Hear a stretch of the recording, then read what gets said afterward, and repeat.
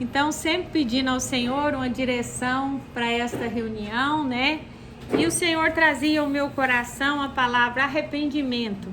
E Ele me falou sobre Jeremias. E hoje nós vamos começar falando do profeta Jeremias, o chamado profeta chorão. Eles vão pintar amanhã de novo? Amém. Então vamos ler Jeremias capítulo 1, do versículo 5 ao 18. Jeremias 1, 5 ao 18. Jeremias está depois de Isaías. Minha Bíblia estava aberta em Jeremias. É, olha só. Jeremias o quê? Jeremias 1, do versículo 5 ao 18.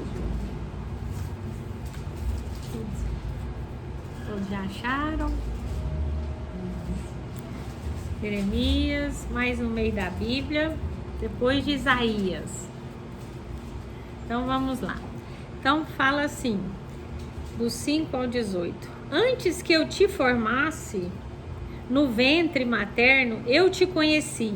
E antes que saísses da madre, te consagrei e te constituí profeta às nações. Então lhe disse eu: Ah, Senhor Deus, eis que não sei falar, porque não passo de uma criança. Mas o Senhor me disse: Não digas, não passa de uma criança, porque a todos a quem eu te enviar irás, e tudo quanto eu te mandar falarás. Não temas diante deles, porque eu sou contigo para te livrar, diz o Senhor. Depois estendeu o Senhor a mão, tocou-me na boca, e o Senhor me disse: Eis que ponho na tua boca as minhas palavras. Olha, que hoje te constituo sobre as nações e sobre os reinos, para arrancares e derribares, para destruíres e arruinares, e também para edificares e para plantares. Veio ainda a palavra do Senhor dizendo: Que vês tu? Deixa eu ver se a gente... vamos lendo. Que vês tu, Jeremias? Respondi: Vejo uma vara de amendoeira. Disse-me o Senhor: Viste bem, porque eu velo sobre a minha palavra para cumprir. Outra vez me veio a palavra do Senhor dizendo: Que vês? Eu respondi: Vejo uma panela ao fogo, cuja boca se inclina do norte. Disse-me o Senhor: Do norte se derramará o mal sobre todos os habitantes da terra. Pois eis que convoco todas as tribos dos reinos do norte, diz o Senhor. E virão, e cada reino porá o seu trono à entrada das portas de Jerusalém, e contra todos os seus muros em redor, e contra todas as cidades de Judá. Pronunciarei contra os moradores destas as minhas sentenças, por causa de toda a malícia deles, pois me deixaram a mim, e queimaram incenso a deuses estranhos, e adoraram as obras das tuas próprias mãos. Tu, pois, cinge os lombos, dispõe-te-lhe, dize-lhes tudo quanto eu te mandar. Não te espante diante deles, para que eu não te infunda espanto na sua presença. Eis que hoje te ponho por cidade fortificada, por coluna de ferro e por muros de bronze, contra todo o país, contra os reis de Judá, contra os seus príncipes e contra os seus sacerdotes e contra o seu povo. Pelejarão contra ti, mas não prevalecerão, porque eu sou contigo, diz o Senhor, para te livrar.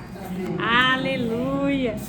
Então, Jeremias, ele foi um profeta que é tão bonita a história de Jeremias. A palavra de Deus fala que Deus, quando ele estava no ventre da sua mãe, Deus já escolheu ele para profeta ali nas nações, ali para falar com o povo ali de Israel, com o povo de Judá. E eu fiquei imaginando, gente, Deus, ele conhece a gente desde o ventre. Ele sabe quem vai ser a Iraci, quem vai ser a Dalva. Ele sabe tudo sobre nós, porque foi Ele que nos criou. Nós somos gerados no ventre da nossa mãe, mas quem nos forma é o Senhor. E isso é algo assim maravilhoso.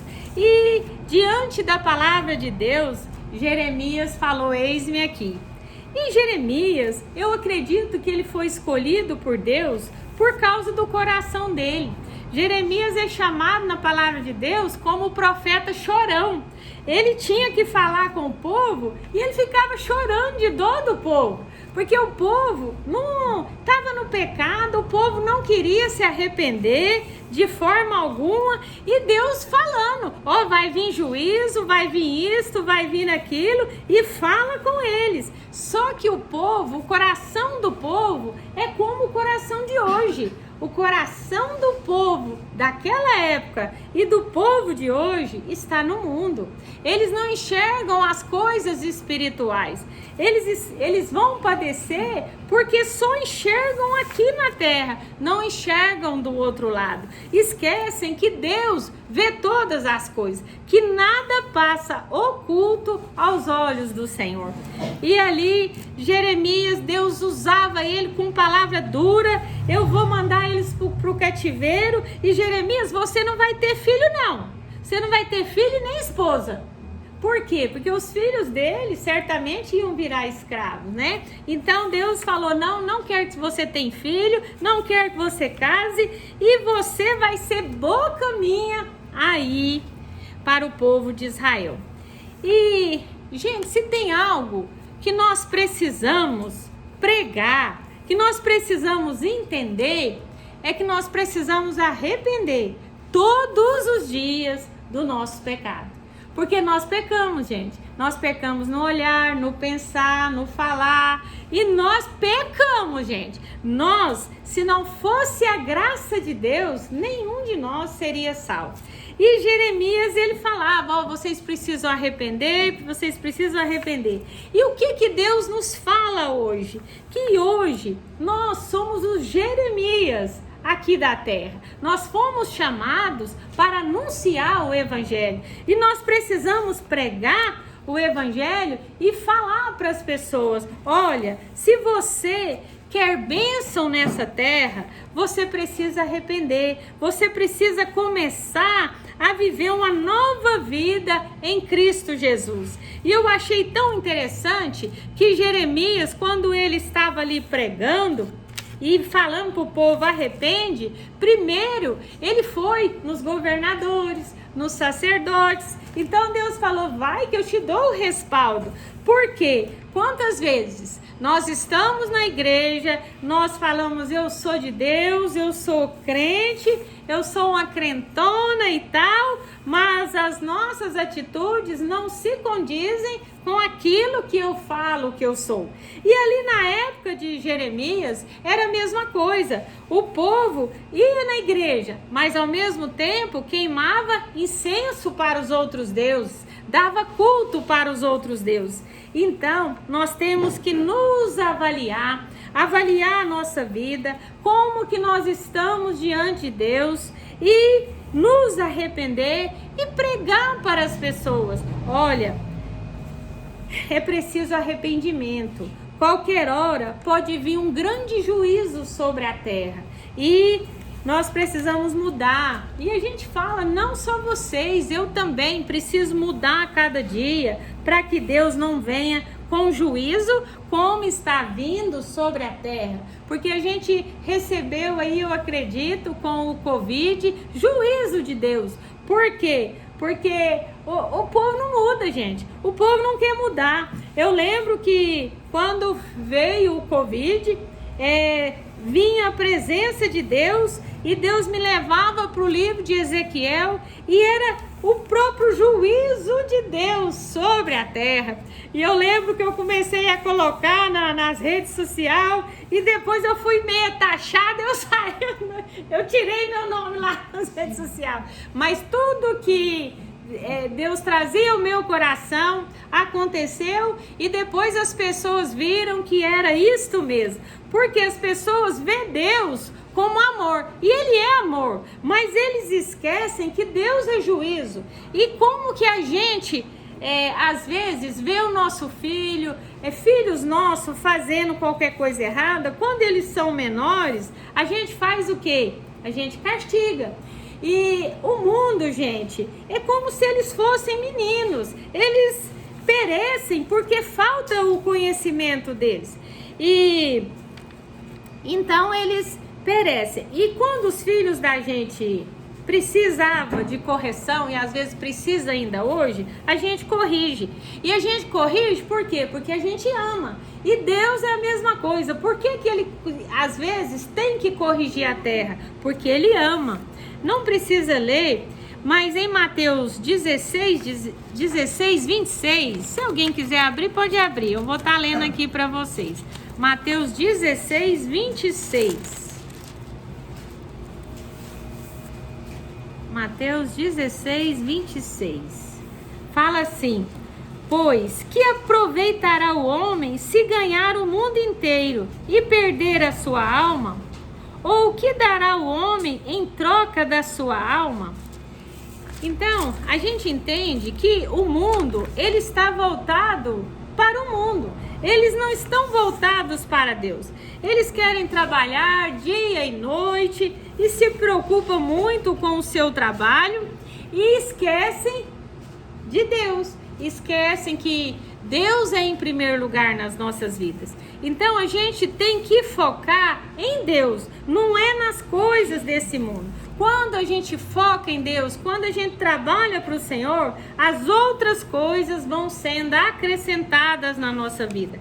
Então, toda pessoa que foca muito nesse mundo, ela é como se fosse um louco. Porque a qualquer hora Jesus pode voltar e a pessoa vai ficar. Aqui nesse mundo, nós estamos aqui de passagem. Qualquer hora nós vamos embora. E nós temos que estar de olho na eternidade, né? E eu vejo que Acabe, gente, Acabe foi um rei que os olhos dele estavam no mundo. Ele só pensava no mundo, nas riquezas, nas coisas aqui da terra. E Acabe, ele não quis se arrepender. E ele e toda a sua família padeceram e morreram e não se encontraram com o Senhor. E na Bíblia tem vários exemplos de pessoas que não se arrependem. O olho deles está no mundo, nas coisas do mundo. O olho delas estão no mundo, nas coisas do mundo e rejeitam as coisas do Senhor. Levantam, vai para o trabalho, mas na hora de vir para as reuniões, para a igreja, não quer. Qual que é a prioridade? A gente tem que ver qual que é a minha prioridade. É o meu trabalho ou o Senhor? A palavra de Deus fala: busque o Senhor em primeiro lugar e todas as outras coisas nos seriam acrescentadas. Então, não adianta a gente ficar trabalhando dia e noite e não buscar o Senhor. Vai ser tudo em vão, né? Aqui é tudo passageiro. Vamos estar lendo 2 Coríntios, capítulo 3. 2 Coríntios 3, o versículo 17 e o 18. 2 Coríntios, está mais no final, depois de Romanos. É 2 Coríntios 3, 17 e o 18.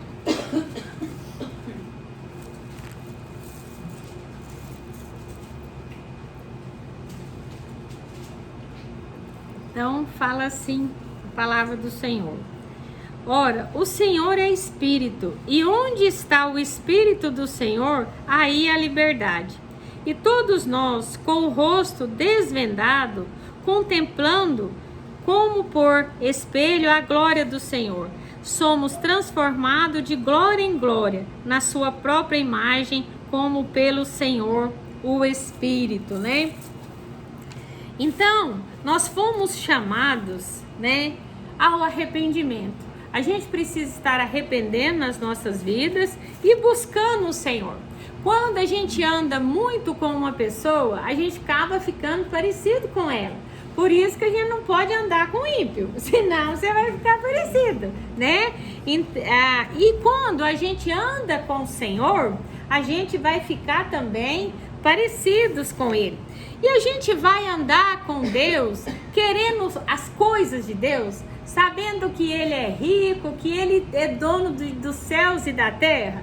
Nós vamos andar com Ele só pelo que Ele tem para nos dar? Não, nós vamos andar com Ele porque Ele é amor, porque Ele nos amou, porque Ele tem tido misericórdia de nós, porque Ele tem nos levantado todas as manhãs, tem nos dado alimento, água. Gente, quando eu tomo água, eu falo, gente do céu, Deus é bom demais, não falta nada pra gente. Então, a gente anda com Deus não é por causa dos favores dele, é porque Ele é bom e a sua misericórdia tem estado sobre nós, né? E assim nós seremos livres, né? Livres em Deus, né? E o brilho do Senhor vai estar sobre nós. Então é andar com Deus, buscar o Senhor, ter intimidade com Ele, falar para Ele o quanto Ele é importante para nós, ter comunhão com Ele. Quando a gente tem muita comunhão com o Espírito Santo, com Deus, nós nos tornamos parecidos com Ele. É claro que nós estamos num corpo de carne e tem hora que a carne fala mais alto, mas mesmo assim nós somos dele e nós temos o brilho dele nas nossas vidas, né? Não precisa ler também Salmo 24, 3 e o 4. Eu vou ler, aí não precisa vocês lerem não, pra gente adiantar aqui, porque sempre tem muito versículo, né? Pra ler e só para adiantar um pouquinho aqui. Salmo 24.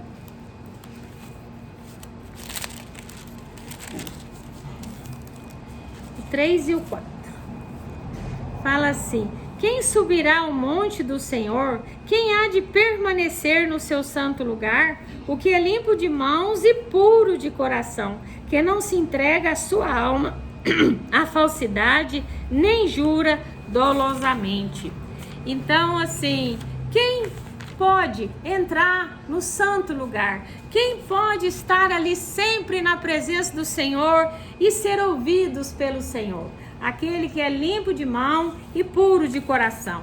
Por mais que o inimigo trame contra nós, venha adversidades na nossa vida, tem hora que o mar levanta, como nós cantamos aqui, tem hora que vem as adversidades e nós estamos sempre precisando do Senhor.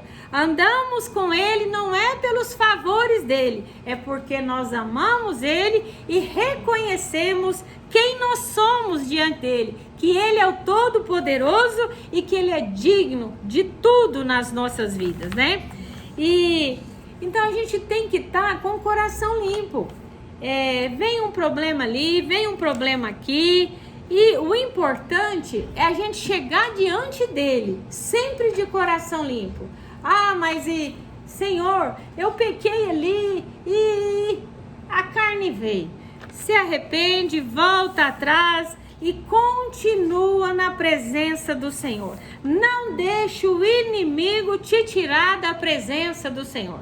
Porque você só vai chegar diante dele, você só vai ser ali, como que eu posso falar?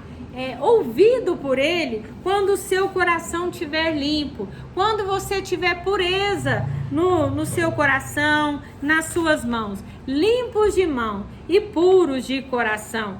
Ou seja, tudo que nós fazemos precisa agradar o Senhor. Então, se nós estamos fazendo algo que a gente vê que não está certo, a gente tem que voltar atrás e começar a limpar as nossas mãos, limpar o nosso coração, para a gente chegar diante do Senhor. Ah, mas veio uma raiva, veio um problema. Não, mas Deus tira essa raiva, tira esse problema. Qualquer hora prepara um momento para mim estar ali com aquela pessoa que veio aquela confusão e eu não quero perder a sua presença. Então, na presença de Deus, a gente tem que chegar limpo. Tem pessoas que acham que Deus nos aceita de qualquer maneira. Deus nos ama. como nós amamos nossos filhos. Mas para você chegar diante dele e ser ouvido por ele, né? Aí a gente tem que estar de mãos limpas e com o coração limpo, puro, diante dele, né? E também, gente, quando a gente tem raiva de uma pessoa, quando a gente tem uma ira contra uma pessoa, aquilo vai trazendo doenças na nossa vida, traz toda espécie de doenças, né, em nós. Eu vejo pessoas com problemas seríssimos, até nos rins, mas se você for conversar com ela, ela tem mágoa, ela tem ressentimento, ela é dura de coração, e você não vê ela abençoando ninguém, fazendo nada para ninguém. Então as mãos dela não são para abençoar, e nós precisamos chegar diante de Deus puro de coração e com as nossas mãos limpas, né? Sempre procurando ajudar as pessoas e orando a Deus também para tudo isso, e tudo vai dar certo, né? Em Oséias 4:6, não precisa ler também, porque é para nós adiantarmos aqui um pouquinho, mas eu acho que vai dar certo. Oséias 4:6 fala assim: o meu povo está sendo destruído, porque lhe falta o conhecimento. Porque tu, sacerdote, rejeitaste o conhecimento, também eu te rejeitarei, para que não sejas sacerdote diante de mim, visto que te esquecestes da lei do teu Deus, também eu me esquecerei de teus filhos. Então, a gente vê por que o mundo padece, por que às vezes nós padecemos, por que às vezes nós fazemos tanta coisa errada nas nossas vidas? Porque nos falta o conhecimento. E o conhecimento de quê? Da palavra do Senhor. Porque quando nós erramos, como que nós vemos que nós erramos? Pela palavra do Senhor, pela nossa intimidade com Deus. Deus vai nos mostrando ali o nosso erro, nós vamos para a palavra do Senhor e Deus vai nos esclarecendo. Não é por esse caminho, é por esse, e assim nós vamos mudando as nossas atitudes, né? E nós, gente, precisamos pregar a palavra do Senhor. Por quê? Porque as pessoas estão errando, estão errôneas, por quê? Porque não conhecem a palavra de Deus e o poder de Deus. Elas veem falar de Deus, né? Ouvem falar e tal, mas não conhecem Deus na integridade. Então, quando nós começamos a ler a palavra de Deus, ela é viva, ela é eficaz e ela é penetrante nas nossas vidas. Então ela tem o poder de transformar as nossas vidas e as vidas que nós pregamos. Então nós precisamos pregar essa palavra, gente. Nós precisamos pregar ela, porque muitas pessoas estão sofrendo, muitas estão por aí padecendo, achando que não tem problema nenhum, viver na orgia, viver na bagunça, viver na idolatria, viver em tantos lugares que não poderiam ir, porque ali são focos de demônios. E o que vai esclarecer aquela pessoa? A palavra de Deus. Então, o mundo está padecendo porque falta o conhecimento. E quem tem o conhecimento? A igreja. Nós somos a igreja do Senhor. Nós, graças a Deus, Deus nos tem dado conhecimento da sua palavra. Para quê? Não que a gente não vai errar nunca mais, mas quando nós erramos, logo, logo nós já entristecemos e nós já vamos para os pés do Senhor e alinhamos a nossa vida com o Senhor. A diferença nossa é que a gente tem um advogado fiel que advoga a nossa causa e nós reconhecemos o nosso pecado. E o mundo, por não ter Deus, por não ter o Espírito Santo na sua vida, por não ter aceito Jesus na sua vida como único e suficiente Salvador e não tem caminhado com esse Deus em intimidade com Ele, eles estão padecendo e errando nas redes sociais, brigando. Eu tô cheio de razão, é isso e isso, mas você não vê nenhum conhecimento neles. E nós não podemos cobrar muito deles. Por quê? Porque a igreja não tem levado a palavra de Deus como deveria levar.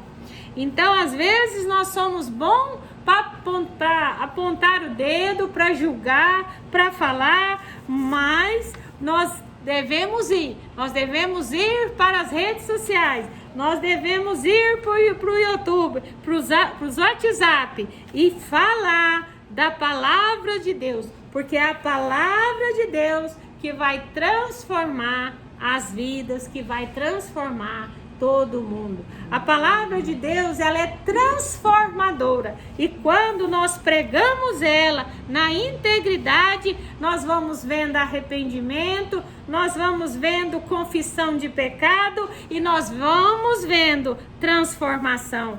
E nós não precisamos cobrar, nós não precisamos julgar. Quando nós pregamos, o Espírito Santo vem e vai transformando e mudando, e aquela pessoa que praticava o erro já não vai praticar mais. Aquela pessoa que buscava Deus por causa dos favores de Deus, agora quer andar com Deus por prazer, por tudo aquilo que Ele é e tudo aquilo que Ele representa para todos nós. Então, gente, você quer transformação na sua casa, na sua família? Não precisa falar de religião, não precisa falar de igreja. Pregue a palavra. E na medida que você for pregando a palavra, eles vão sendo transformados. Quando eu me converti, eu já contei aqui, mas tem alguns que não conhecem meu testemunho. Eu estava com uma depressão muito forte, eu não dormia mais e eu estava para morrer. E meu pai me levou em centro espírita, e ali tomando aqueles remédios homeopáticos e só ficando pior. E um dia eu achei a Bíblia que a minha sogra deu para um filho meu na gaveta dele, tudo rasgada. E eu peguei essa Bíblia, eu falei: Deus, eu preciso curar meus filhos. Meus filhos têm apenas 7 anos, 5 anos, 3 anos. Deus, eu preciso cuidar dos meus filhos. E eu não dormia. O Celso chegou do trabalho e eu falei: Celso, eu vou deitar. Ele até espantou, né? E só dormia, gente, se tomasse uma cerveja. E se mesmo não dormia, era uma enganação do diabo, né? E ali, quando eu deitei, eu ouvi uma voz, veio e falou assim: se você ler a Bíblia todos os dias, você vai ser curada. Eu acordei de manhã, a minha funcionária, minha ajudante chegou, eu falei com ela, ela era cristã, evangélica, a Marta. Ela falou: Iraci, Deus falou com você, você teve uma revelação do Espírito Santo de Deus, e se você ler a Bíblia todos os dias, você já está curada. E daí eu comecei a ler a Bíblia, nunca mais eu tive insônia, nunca mais eu tive palpitação, nunca mais eu tive enfermidades. Eu tomava um mundo de remédio de pressão, remédio disso, remédio daquilo. Eu não tomo mais. Então, gente, aonde a palavra de Deus chega, tudo é transformado. Então, essa palavra aqui, ela é poderosa. E eu lendo a palavra de Deus, por isso que eu falo para vocês, não precisa ficar falando de igreja, não precisa ficar falando, vai, não. Quando a pessoa aceita a palavra de Deus na sua vida, ela vai sendo transformada. E eu comecei a ler a Bíblia, eu falei: gente, mas eu odiava crente, e aqui é tudo crente. Aqui é tudo que eles tudo que eles faz, né? E daí eu falei: Deus, para onde o Senhor quer que eu vou? E eu tive outro sonho. Na época a gente tinha uma perua velha, e se andasse um pouquinho, nós ficava no chão, porque não tinha nem fundo essa perua. Tava uma vida muito difícil, porque sem Deus é dificuldade, gente. Sem Deus é dificuldade. E eu com o Celso, andando com os meus filhos, e eu peguei e vi, isso no sonho, eu vi uma igreja. Só que a igreja não tinha porta, ela só tinha janela. E eu falei, Celso, mas tem que ter um jeito da gente entrar. E tinha uma janela e a gente entrou e dentro eram os pastos verdejantes. E ali eu fui para a igreja, fui totalmente lavada, limpa por Deus. E estou num processo de santificação até hoje. Até hoje. Então, gente, não fica cobrando das pessoas, não. Porque na medida que a gente vai lendo a palavra, andando com Deus, Ele vai nos transformando a sua imagem e semelhança. Então, eu contei porque eu vi necessidade. Então, é isso. A gente tem que levar o conhecimento, porque esta palavra aqui, ela transforma, cura e liberta. E para terminar, Isaías 22, 22.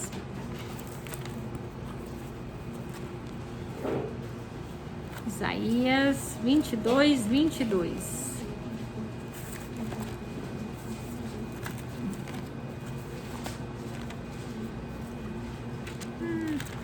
Aqui.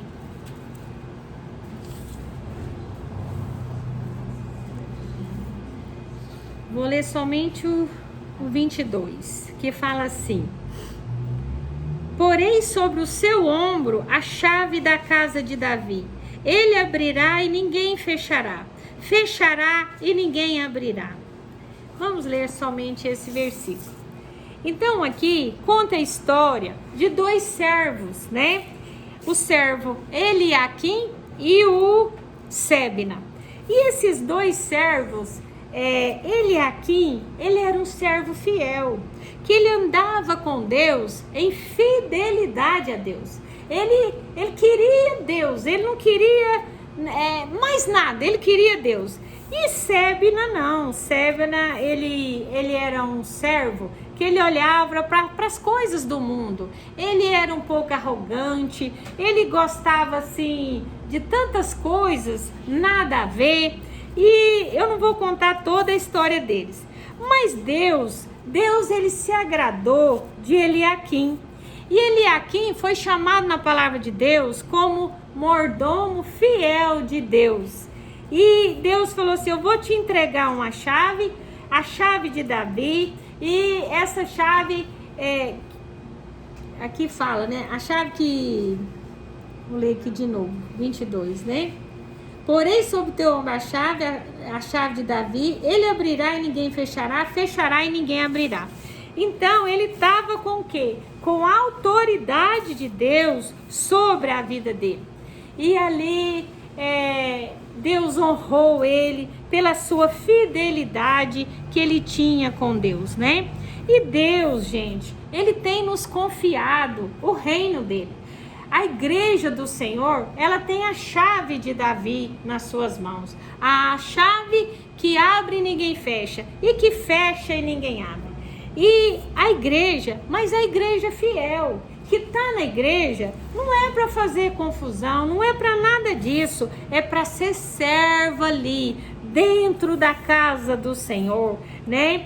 E ele foi honrado. E Deus, gente, ele quer nos honrar. Ele está falando conosco. Você tem a chave que abre e ninguém fecha, que fecha e ninguém abre. Por quê? Quando nós somos fiéis a Deus, quando nós temos fidelidade em tudo a Deus, nós temos o poder de Deus nas nossas vidas. Para quê? Para abençoar, né? E então nós somos ministros, servos de Cristo, né? E Deus precisa nos encontrar fiéis a Ele, né? O que adianta a gente falar, eu sou servo de Cristo, mas eu não sou fiel a Ele? Eu não prego o Evangelho, aonde eu estou, eu não falo, olha, né, com todo carinho e amor, vamos ler a palavra de Deus, eu quero te dar uma Bíblia, e eu quero que você comece a ler ela, E você vai ver o tanto que a sua vida vai transformar, porque essa palavra, ela cura, liberta e transforma. Então, gente, nós precisamos ser como Eliaquim. Eliaquim recebeu a autoridade de Deus, porque Deus viu o coração dele, viu a fidelidade que ele tinha na casa ali do seu servo. E nós precisamos ser servos fiel. Aonde nós estivermos, na nossa casa, na nossa família, com o nosso esposo, família, trabalho, igreja, nós precisamos ser fiéis a Deus ali, né? Para quê? Para Deus poder nos honrar e poder nos entregar aquilo que Ele quer nos entregar. Acredito eu que Deus, Ele quer dar muita coisa pra gente, mas muita coisa mesmo. Mas nós precisamos ficar mais fiéis, trabalhar para o Senhor, honrar a Deus com a nossa vida, com tudo que nós temos, estar sempre honrando a Deus. E Deus vai fazer o quê? Aquele lá é um servo fiel, é uma serva fiel, e eu vou entregar algo precioso para ele e para ela, que aonde ele pôr a mão, eu vou abençoar. E assim é, gente. Eu não estou contando história aqui que não é verdade. A palavra de Deus, ela não mente em nenhum minuto. Então a palavra de Deus é fiel. E se a gente for fiel a Deus do jeito que precisa ser, nós também receberemos essa chave, a autoridade de Deus, aonde a gente estiver. Amém? Então era esta mensagem. Deus abençoe.